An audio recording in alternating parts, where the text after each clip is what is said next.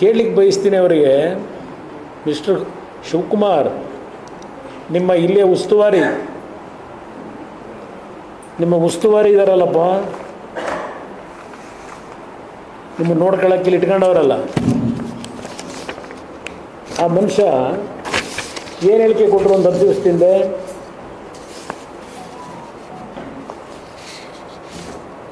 ಹೇಮಮಾಲಿನಿ ಅವರು ಈ ರಾಜ್ಯದ ದೇಶದಲ್ಲಿ ಒಬ್ಬ ಪ್ರತಿಭಾನ್ವಿತ ಕಲಾವಿದೆ. ಆ ಹೆಣ್ಮಗಳ ಮೇಲೆ ಏನು ಹೇಳಿಕೆ ಕೊಟ್ಟರು? ನೀವೆಲ್ಲ ಪತ್ರಿಕೆಯಲ್ಲಿ ಬರೆದಿದ್ದೀರಿ ಈಗಾಗಲೇ ಅದರ ಬಗ್ಗೆ.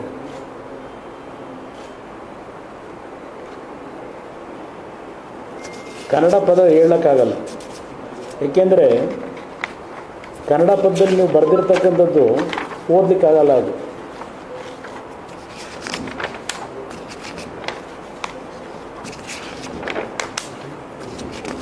ಇದೇನೋ ಅವರ ಕೆನ್ನೆಲ್ ಲಿಕ್ ಮಾಡೋದಕ್ಕೆ ಇಟ್ಕೊಂಡಿದ್ದೀರಾ ಅಂತ ಏನು ಹೇಳಿದ್ದೆ ಅಲ್ವಾ?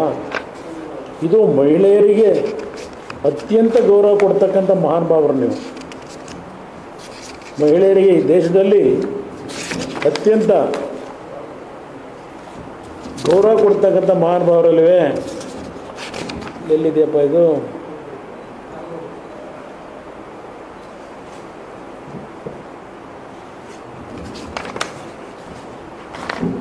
ಸಂಸದೆ ಹೇಮಮಾಲಿನಿಯನ್ನು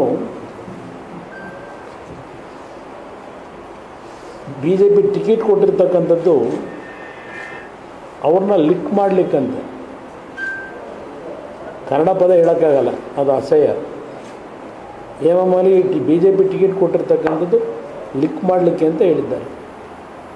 ಇದು ಭಾಳ ಅತ್ಯುತ್ತಮವಾದಂಥ ಮಹಿಳೆಯರಿಗೆ ಸುರ್ಜೇವಾಲಾ ಅವರು ಕೊಟ್ಟಿರ್ತಕ್ಕಂಥ ಭಾಳ ಅತ್ಯದ್ಭುತವಾದಂಥ ಗೌರವ.